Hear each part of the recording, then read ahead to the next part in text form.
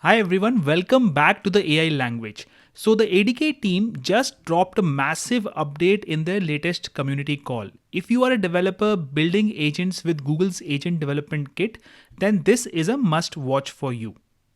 The update is that ADK 2.0 Alpha 1 is officially here, and this update completely revamps how we build AI agents by introducing deterministic workflows. So, workflows are modeled as graphs, and there's better multi agent collaboration. But there's a quick disclaimer from the ADK team though, that is, this is an early alpha, so definitely do not put this in production just yet. But let's break down one of the biggest new features that you need to know about. The biggest feature by far is the new graph-powered workflows. Large language models are probabilistic, but enterprises need to be strictly deterministic, and ADK 2.0 solves this by modeling workflows as graphs. So you can now define two things. You can define specific nodes like you can see over here and edges that connect these nodes together. The best part is that anything can be a node. So every node can be an agent, a tool, or just a Python function. The edges connect them, allowing for strict conditional routing, as you can see again over here. And it also comes with out of the box support for parallel execution. So you can actually fan out into multiple agent tasks at the same time. Although that's not shown over here, but this is possible out of the box. And then you can have a fan in node with a join node to wait for all the results to come back before moving forward. So this is a workflow agent, as you can see over here, and how do you define this workflow agent is shown in the code snippet over here.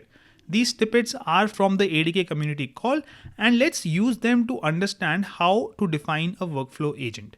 Now let's start understanding this. So first you have the root agent, and this is simply the variable name being used to store the workflow. It will be the main entry point you call when you run the program. Then you have the workflow agent, and this is a brand new class introduced in ADK 2.0 Alpha 1. Instead of creating a standard chat agent, you're creating an agent that behaves as a graph. So it orchestrates other agents, tools, and Python functions. Now routing workflow over here is the string name given to the specific graph, and as the ADK team noted in their call, having names and paths makes tracking and debugging much easier later on. Next, we come to the main thing, which is defining these graph connections. All right. So we use edges equal to over here, and basically a node is a task like an agent or a tool, and an edge is the connection between them, as you can see over here. And this list defines exactly how the steps connect to one another. Now start over here is the starting point. This is a special reserved keyword in ADK. It tells the workflow engine exactly where the execution must begin. Then you have the classifier. So this is the first node. And in this particular example, this is a large language model agent or an LLM agent whose only job is to look at a user's message and classify its intent. So simply the format over here is source and destination. And this line means begin at start and pass the input to the classifier. Now moving to the router, classifier again over here is the node we just came from. Router is the next node. In this example, this is a simple Python function, not AI. It takes classification from the previous step and decides where to go next. Now, because there is no third term in this tuple, this is an unconditional edge. It means that every time this classifier finishes, it must go to the router next. Now we come to conditional routing, the if-then logic. And this is a conditional edge. The format is now source, destination, and then the root tag. Router is the source node making the decision. Bug handler is the destination node, like a specialized agent or tool designed to file bug reports. Bug is the root tag. So if the router function emits the word bug, the workflow will travel down this specific edge to the bug handler. And now just like the line above, if the router node yields the tag customer support, the workflow ignores the bug handler and specifically triggers the customer support handler node instead. Finally, if the user was asking about shipping or tracking, the router outputs logistics, and then the workflow travels down this edge to the logistics handler.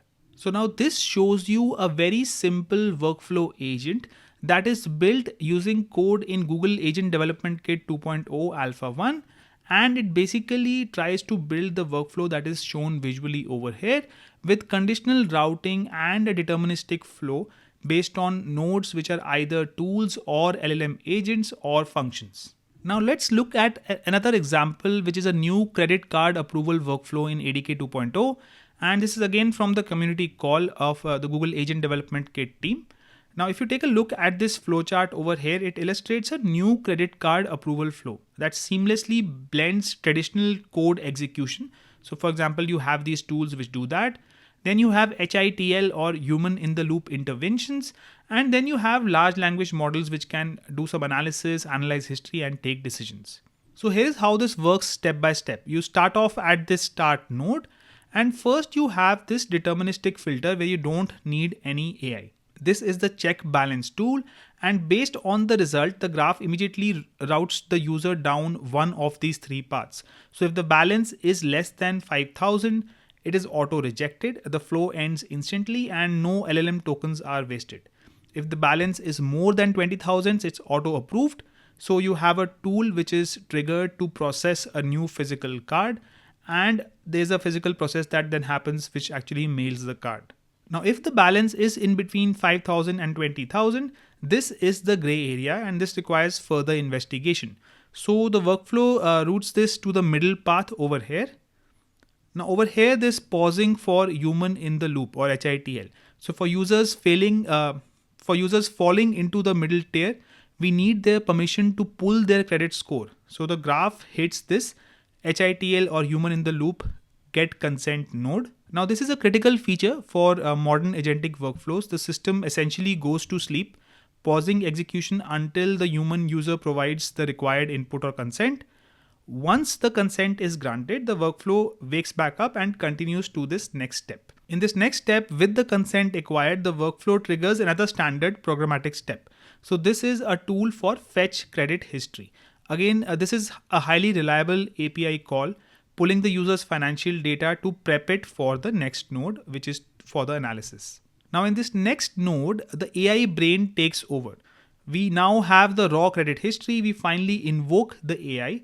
The data is passed to this analyze history node, which is a large language model. And this is where large language models shine.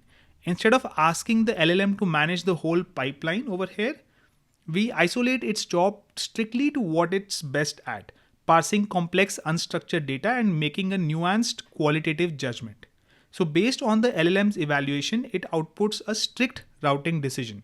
So it can either reject the user, which is the rejected branch over here, and the user gets the red light, or it can approve the user. The user is passed forward to the final step, which is to process the new card, which is a tool execution. Now, if the LLM approves the user, the graph hits a final deterministic step, which is process new card, which officially mints the account and triggers the real world action to mail this physical card over here. So that's how this sample process works, and why this architecture is the future. Because this diagram perfectly illustrates how enterprise grade AI should be built. It highlights three massive benefits. So first is cost and latency efficiency. By filtering out obvious rejections over here and the obvious approvals, with a simple tool call, we save massive amounts of compute time and LLM token costs. Next, you have safety and control. So the LLM is confined to a specific box over here, which is analyzing the credit history. It literally cannot approve a user over here who has less than $5,000 because the graph won't let the LLM even see that particular user. All right. So this provides safety and control. And finally, there is seamless collaboration. So it proves that agents and then, standard APIs and humans can cleanly pass the baton to one another without this workflow breaking. So what we are essentially trying to do is we are trying to stop forcing an LLM to do everything via a single chat prompt, but we are structuring our agents as graph-powered workflows. We get the predictability of traditional software engineering paired perfectly with the reasoning capabilities of modern AI over here. So this was the major feature that I wanted to talk about in ADK 2.0 Alpha 1. And as we go forward, we'll build more and more workflows using this graph-powered workflow feature, which is available in the next version of ADK. Thanks a lot for watching, and I'll see you in the next lecture.